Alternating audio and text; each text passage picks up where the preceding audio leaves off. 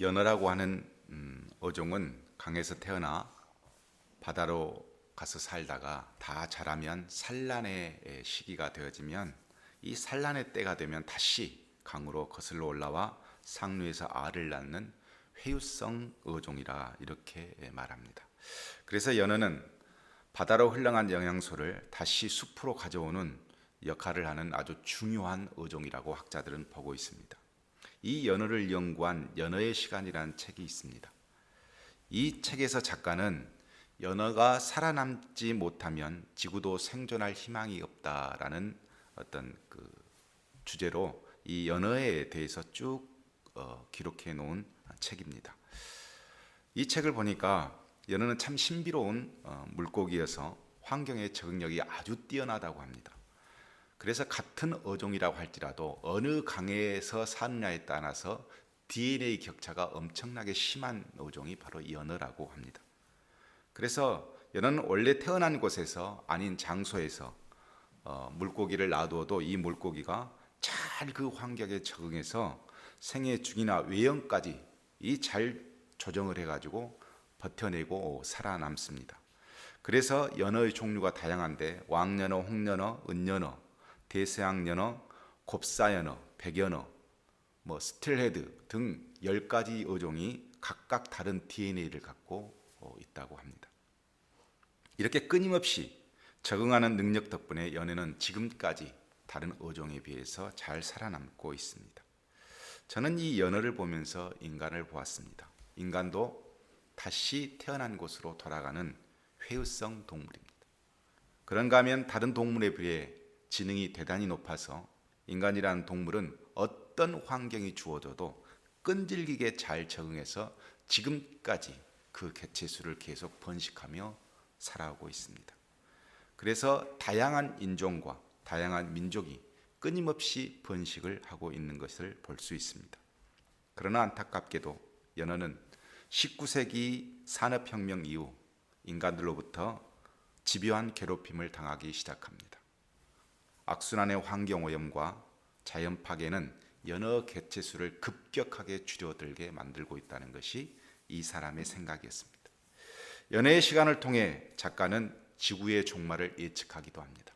연어가 사라지면 결국 지구도 더 이상 인간이 살 수 없는 그런 환경이 되어 멸망하게 될 것이다, 이렇게 본 것입니다.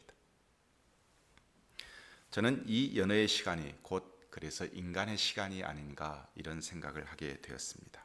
우리는 과연 지금 연어와 함께 이 지구에서 공존할 수 있는 그런 시간이 얼마나 주어지고 있는 것일까?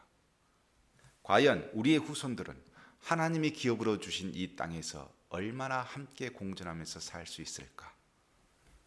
우리의 지적 능력으로는 이 희망 없는 현실을 전혀 짐작할 수 없는 상황으로 계속 시간은 흘러만 가고 있습니다.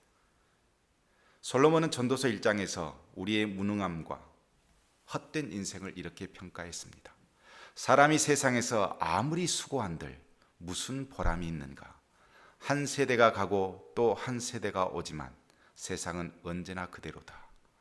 해는 여전히 뜨고 또 여전히 져서 제자리로 돌아가며 거기에서 다시 떠오른다. 바람은 남쪽으로 불다가 북쪽으로 돌이키며 이리 돌고 저리 돌다가 불던 곳으로 돌아간다. 모든 강물이 바다로 흘러가도 바다는 넘치지 않는다. 강물은 나온 곳으로 되돌아가 거기에서 다시 흘러내린다. 만물이 다 지쳐 있음을 사람이 말로 다 나타낼 수 없다.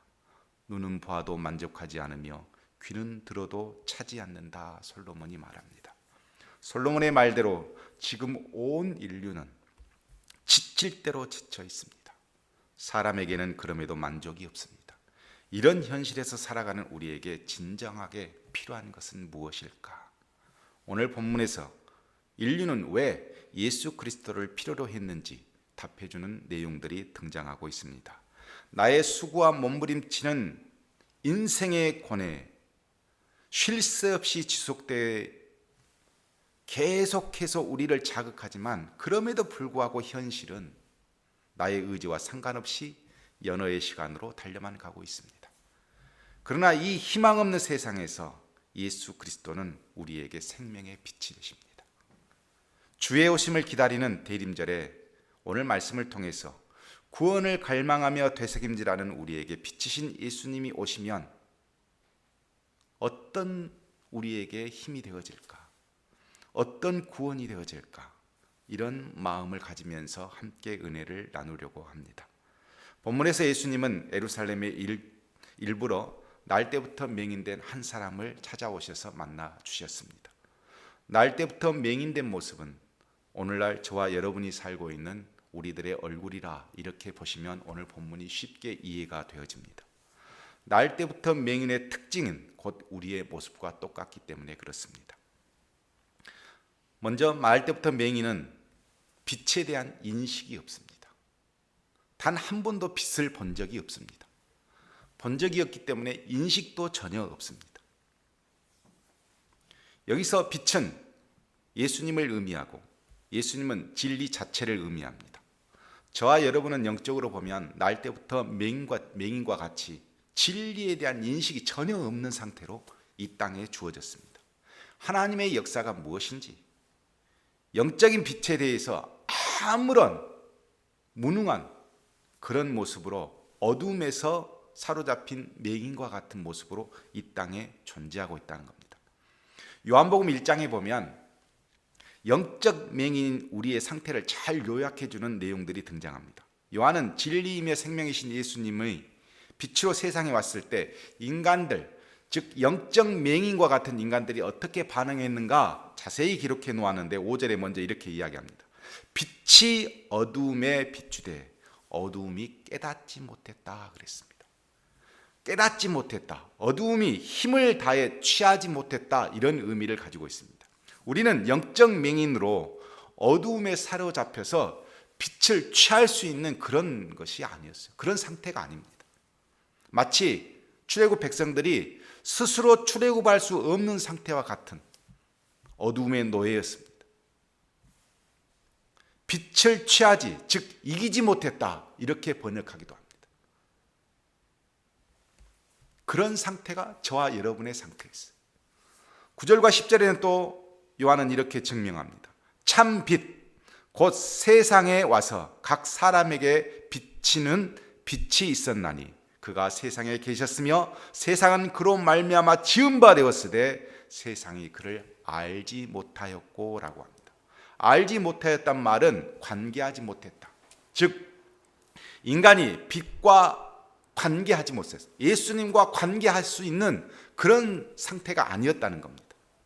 창조주로 인정하지 않았기 때문에 마치 출애굽 백성들이 이 바로의 노예로 살면서 하나님과 전혀 아무런 관계하지 못하고 있었던 상태와 똑같은 상태가 누구였냐면 저와 여러분의 상태였다는 겁니다. 우리는 영적 맹인으로 창조주 하나님을 인식하지 않았기 때문에 어떤 친밀감도 하나님으로부터 가지려고 한 노력이 우리 인생에는 없었습니다. 맹인이었습니다. 어두움에 갇혀있는 맹인. 11절에는 요한은 또 뭐라고 말하냐면 자기 땅에 오매 자기 백성이 영접지 아니하였으나 그랬습니다. 오셨지만 영접하지 않았습니다. 왜 영접하지 않았을까? 요한은 이렇게 말합니다. 혈통과 육정, 사람의 뜻으로 영접하려고 했기 때문에 영접할 수 없었다 그럽니다. 영적 맹인이었던 우리는 내 생각이 너무 강해서 내 뜻만 앞세우다 보니 빛으로 오신 예수님을 영접할 수 있는 그런 상태가 아니었습니다. 저와 여러분은 이 세 가지 모습을 날 때부터 맹인, 즉 영적 맹인이어서 빛에 대한 인식을 전혀 할 수 없는 모습으로 우리는 그렇게 이 세상에 던져졌습니다. 깨닫지 못하고 알지 못하고 그래서 영접할 수 없는 상태였습니다. 영적 맹인이었습니다. 작가 정무 씨가 쓴 맹인의 거울이라는 소설책이 있었습니다. 그래서 제가 잠깐 그 내용을 보았는데 열심히 공부해서 남들이 부러워하는 대학에 가도 부러워하는 직장에 들어갔지만 여전히 만족할 수 없는 삶을 살고 있는 이 시대의 청춘들에게 들려주고 싶은 소설이다, 이렇게 되어 있었습니다. 내용은 간단했습니다. 스카이 대학에 진학해서 대기업에 들어간, 그래서 빨리 대리까지 된 5년차 청년 한 사람, 그리고 4년차 공무원 생활을 하고 있는 청년 한 사람, 그리고 3번에 합격한 국내의 1위 기업 M사 개발자, 이 3사람들의 고급 직종을 가진 청년들의 이야기를 소설로 만들어놓은 책인데, 결국은 이 책에서 말하는 것은 힘들게 들어간 직장이지만 입사 초기의 열정과 꿈이 점점 사라지고 있는 모습, 삶은 나아지지 않고 직장인으로서 미래가 암울한 세상, 매월 통장에 들어오는 이 돈이, 이 수고비가 마치 노예수당처럼 느껴지면서 삶의 의욕은 점점 꺾여만 가고, 이 나이에 응당히 지갑이라도, 개인의 통장이라도 두툼해야 되는데 어느 순간에 보니까 그 통장으로는 도저히 집도 살 수 없는 현실. 그럼에도 끊임없이 내가 더 노력해야만 성공할 수 있다는 심적인 부담감. 스마트폰 속의 SNS에는 자기 개발과 성공에 대한 컨텐츠는 넘쳐나는데, 노력하지 않아 가난하게 사는 거라고 생각하면서 경제적 자유를 위해 끊임없이 살아만 가는 청년들입니다. 여기에 제가 좀 재미있었던 것은 외모, 성격, 학벌, 직업, 자산, 집안, 이 6가지 육각형의 퍼즐이 완성되어야 비로소 나는 성공한 사람이다 라고 생각하는 젊은이들의 이야기였다는 것입니다. 저와 여러분의 이야기가 이 사람들과 다르지 않습니다. 작가는 맹인의 거울을 이렇게 이야기합니다. 주변의 영향이나 타인의 의견에서 벗어나 자기 자신을 정확하게 인식하고 이해하는 것을 의미한다, 이렇게 설명해 두었습니다. 맹인이 거울이 있어도 볼 수 있습니까? 맹인은 거울이 있어도 볼 수 없습니다. 스스로 자기를 볼 수 있는 거울이 없습니다. 지금 인류의 모습입니다. 과거 우리의 모습이기도 합니다. 그래서 우리는 예수님이 필요합니다. 맹인에게 거울이 되어주시기 때문에 그렇습니다. 예수님은 마태복음 11장에서 우리에게 이렇게 말씀하십니다. 수고하고 무거운 짐진 자들아 다 내게로 오라. 내가 너희를 쉬게 하리라. 나는 마음이 온유하고 겸손하니 나의 멍에를 메고 내게 배우라. 그리하면 너희 마음이 쉼을 얻으리니 이는 내 멍에는 쉽고 내 짐은 가벼움이라 그랬습니다. 수고하고 무거운 짐만 가득 지고 있는 우리에게 쉼을 주실 수 있는 분은 유일하게 예수님입니다. 영적 맹인이 되어 진리에 대한 인식도 없는 우리이지만 수고하고 무거운 짐 벗어나기 위해 우리에게 예수님이 필요합니다. 솔로몬의 말대로 모든 강물이 바다로 흘러 들어가도 바다는 넘치지 않습니다. 나의 모든 인생을 집중해서 그야말로 쏟아 부어서 내가 매달려서 내 인생을 만들어 보아도 절대 만족이라는 바다, 거기는 넘쳐나지 않습니다. 그러니 진리의 거울 앞에 우리를 살펴보아야 하는 것입니다.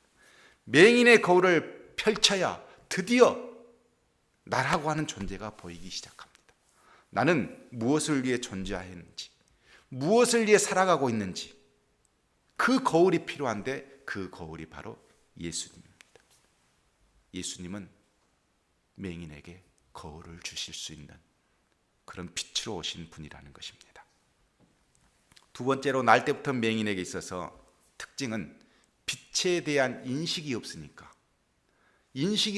갈망도 없는 거예요. 빛을 보고자 하는 마음도 없어요. 왜? 인식이 자체가 없으니까. 언제 빛을 체험해 보았어야 빛을 보고 싶다 하는 소망이 생길 텐데 한 번도 빛을 본 적이 없으니 갈망도 없습니다. 인간은 육신의 본성에는 쉽게 갈망을 느낍니다. 배고프면 먹고 싶고 피곤하면 자고 싶고, 육신의 어떤 본성은 쉽게 갈망을 느끼는데 영적 갈망은 누군가 말해주지 않고 설명해주지 않으면 생기지 않는 것이 영적 갈망이에요. 육신의 갈망은 가르쳐주지 않아도 본성대로 갈망이 생기는데 영적 갈망은 반드시 지도가 필요하다는 겁니다.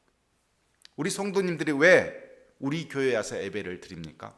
갈망 때문입니다. 집 앞에 교회도 있을 수 있고 놀러도 갈 수 있고 얼마나 자기 일을 즐길 수도 있음에도 불구하고 교회에 와서 예배를 드리는 것은 영적 갈망이 우리 안에 있기 때문입니다. 갈망은 경험한 자만이 가지고 있는 특권입니다. 다윗의 아들 압살롬이 반란을 일으켰어요. 그래서 다윗이 도망을 갑니다. 도망을 가는데 하필 유대 광야 쪽으로 가서 물도 없고 먹을 것도 없습니다. 강한 갈증을 느꼈으나 마실 물이 없으니 다윗이 얼마나 힘들었겠어요. 정신없이 도망갔는데 시편 63편에 그 목마름 안에 다윗이 이렇게 노래하고 있습니다. 하나님이여, 주는 나의 하나님이시라. 내가 간절히 주를 찾되 물이 없어 마르고 황폐한 땅에서 내 영혼이 주를 갈망하며 내 육체가 주를 앙모하나이다 그랬습니다. 목이 마른데 무슨 목마름이, 이 육신이 목마름이 아니라 그것을 영적 목마름으로 환원시켰어요. 내 육신이 지금 목마르고 있지만 나는 육신이 목마른 것이 아니라 하나님이 목마르다. 누구만이 할 수 있습니까? 그걸 느껴본 사람이, 하나님을 아는 사람만이 느낄 수 있는 영적 목마름입니다. 62편에서는 또 이렇게 노래합니다. 나의 영혼아 잠잠히 하나님만 바라라. 무릇 나의 소망이 그로부터 나오는도다. 오직 그만이 나의 반석이시오 나의 구원이시오 나의 요새시니 내가 흔들리지 아니하리로다 그럽니다. 영적 갈망을 가진 사람은 소망이 어떻게 자신에게 주어져 있는지 경험해 보았기 때문에 아는 거예요. 그러니까 그 어려운 상황에도 하나님이 주신 갈망이 그 갈망을 붙잡고 전혀 흔들리지 않는 모습을 취할 수 있는 겁니다. 누구만 가능합니까? 경험해 본 자만. 영적 갈망을 아는 사람은 경험자만이 가능한 겁니다. 빛을 본 사람만이 갈망할 수 있습니다. 그런데 영적 맹인이었던 우리는 이런 갈망을 모르고 이 땅에 존재했습니다. 모르니까, 영적 갈망을 모르니까 육신의 본능에 따라 그냥 존재하는 겁니다. 영적 갈망이 없으니까 빛을 보고 싶어 하지도 않습니다. 호세아 5장 4절에 이런 말씀이 있습니다. 그들의 행위가 그들로 자기 하나님에게로 돌아가지 못하나니 이는 음란한 마음이 그 속에 있어 여호와를 알지 못하는 까닭이라.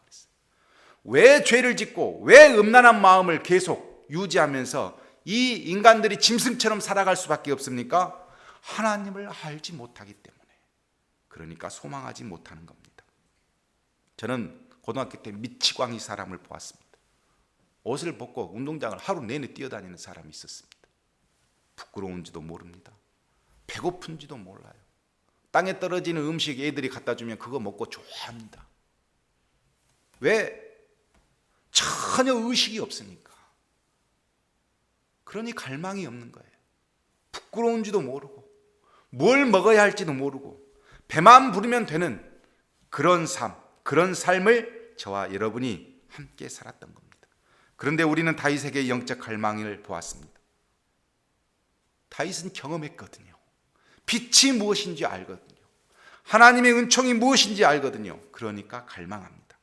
우리의 영적 갈망은 빛이신 예수님이 오셔서 주신 은혜입니다.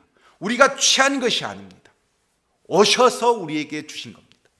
우리는 취할 수 있는 능력도 없었습니다. 육신이 따르는 대로 만족하며 살 수 있는 그런 인간이었음에도 불구하고 예수님이 오셔서 빛을 주셨기 때문에 우리는 비로소 갈망이 생긴 겁니다. 예수님은 날 때부터 맹인을 그래서 만나주셨습니다. 만나주셨는데 예수님께서 하시는 말씀이 실로암에 가서 씻으라 이렇게 맹인에게 이야기했습니다. 실로암의 뜻은 보내심을 받았다 이런 의미를 가지고 있습니다. 날 때부터 맹인에게 지금까지 인생은 사실 민폐의 인생이었습니다. 그는 거린이었고 성문 앞에서 앉아서 구걸하던 자였고 부모가 있었음에도 불구하고 완전히 방치된 상태였습니다. 그런 맹인에게 예수님께서 빛으로 오셔서 실로암에 가서 씻으라. 눈을 잃은 맹인에게 실로암에 가는 길은 단순하지 않습니다. 그래도 빛을 볼 수만 있다면 그 길이 고통이고 아픔이고 막막하지만 그러나 맹인은 그냥 걸어갔습니다. 아무것도 모르고. 그런데 빛을 보았습니다. 이제는 민폐의 인생이 아니라 보내심을 받은 인생이 된 것입니다. 날 때부터 맹인의 눈이 밝아져 빛을 보게 되면서 어떻게 인생이 달라졌습니까? 하나님께 영광을 돌리는 인생으로 전환된 것입니다. 오늘 본문 3절에 보면 예수님께서 이렇게 말씀하십니다. 이 사람이 그 부모의 죄로 인한 것이 아니라 그에게서 하나님이 하시는 일을 나타내고자 하심이라. 보내심을 받은 겁니다. 지금까지 인생은 자신과 관련된 모든 사람에게 도움을 받아야 살아갈 수 있는 인생이었습니다. 심지어 부모가 죄를 지어서 아들이 맹인으로 태어났다. 이런 사람들의 수군거림 속에 부모에게 아픔만 주는 그런 존재였습니다. 맹인의 인생에서 과거는 죄에 오염된 아픔이었으나 또 미래는 그저 시간이 있을 뿐 아무런 의미 없는 시간들이었습니다. 그런데 빛을 본 이후 이제는 빛을 보면서 하나님의 도구로 사용되기 시작합니다. 제일 먼저 하나님께 스스로 영광을 돌리는 존재가 되었고 빛을 증거할 수 있는 체험을 가진 존재가 되었고 빛을 보면서 자유롭게 걸어 다닐 수 있는 자유인이 된 것입니다. 저와 여러분의 이야기입니다.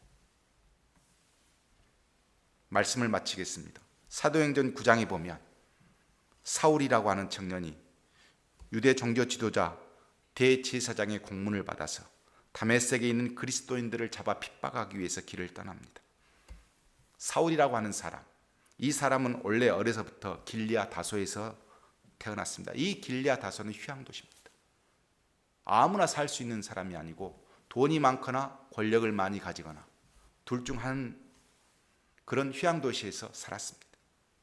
그런데 이 사람이 유대인이에요. 유대인이 로마의 신분을 갖고 길리아 다소에서 살 수 있다? 분명 바울의 아버지는 상당한 재력가였을 것이고, 그러나 길리아 다소에서 살 수 있는 그런 사람이었습니다. 아들이 태어났습니다. 본인은 유대인입니다. 우리 아들에게만은 율법을 제대로 좀 공부시키고 싶다 하는 욕심이 있어서 길리아 다소에서 예루살렘으로 유학을 보냅니다. 얼마나 똑똑하던지 가말리엘이라고 하는 최고의 학자가 그의 스승이 되어 주었습니다. 그리고 정통 유대인의 율법을 공부하기 시작했습니다. 누가 보아도 동기들 사이에서는 수재였을 것이고 누가 보아도 재력 있는 성공자의 삶을 살 수 있는 바울이었습니다. 그 청년이 예수를 핍박하기 시작하면서 율법을 고수하고 어떻게 해서든지 하나님의 율법을 완성하기를 원했습니다. 육신으로는 부족함이었으나 그는 사실 영적 맹인이었습니다. 하나님을 알고 있다고 스스로 생각할 수 있었으나 그는 하나님에 대해서 전혀 알지 못하는 사람이었습니다. 영적 맹인이었기 때문에 예수님에 대한 인식도 없을 뿐만 아니라 예수님에 대한 갈망도 없습니다. 그런데 그런 사울에게 사울이 예수님을 찾은 것이 아니라 예수님이 사울을 찾아왔습니다. 그리고 묻습니다. 사울아, 사울아, 내가 어찌하여 나를 핍박하느냐? 어찌하여 박해하느냐? 사울은 그 순간 육신의 눈은 멀기 시작하고 이제 영적인 눈을 뜨기 시작합니다. 사울의 빛이 되신 예수님은 바울로 성경에 기록이 되어 있지만 결국 그가 순교하는 그날까지 한순간도 그를 그냥 내버려 두지 않습니다. 함께 하셨습니다. 인생을 주도해 주셨습니다. 영적 맹인에서 벗어난 사울은 하나님께 영광을 돌리는 자가 되고 진정한 진리의 수호자가 됩니다. 보내심을 받는 자가 됩니다. 솔로몬의 고백처럼 지금 이 시대는 만물이 다 지쳐 있음을 사람이 말로 다 나타낼 수 없는 시대입니다. 이렇게 무너진 인류의 시간은 지금 연어의 시간으로 우리는 끊임없이 달려가고 있습니다. 그래서 우리는 예수 그리스도가 필요합니다. 인류 역사를 통치하시는 예수 그리스도의 시간이 우리에게 소망의 시간이기 때문에 그렇습니다. 예수 그리스도께서 우리에게 오시면 영적 맹인에게 우리의 거울이 되어 주셔서 빛이 되어 주셔서 우리 스스로를 알게 되어지고 우리는 스스로 예수님을 찾게 됩니다. 마태복음 4장에 예수님의 출현에 대해서 이렇게 기록하고 있습니다.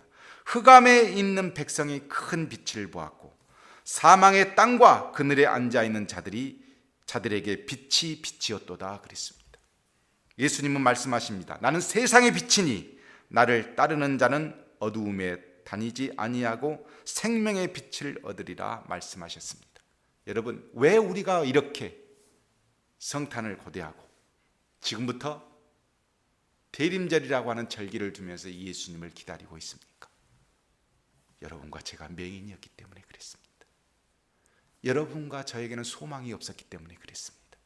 예수님께서 우리의 소망이 되어주시고 맹인과 같은 나에게 빛을 인식하도록 말씀해 주시고 그리고 빛을 갈망하도록 역사해 주셨기 때문에 우리는 지금 예수를 기다리고 있는 것입니다. 이 예수님이 우리 교회 안에 그리고 여러분의 가정 안에 빛이 되시기를 주의 이름으로 축복합니다.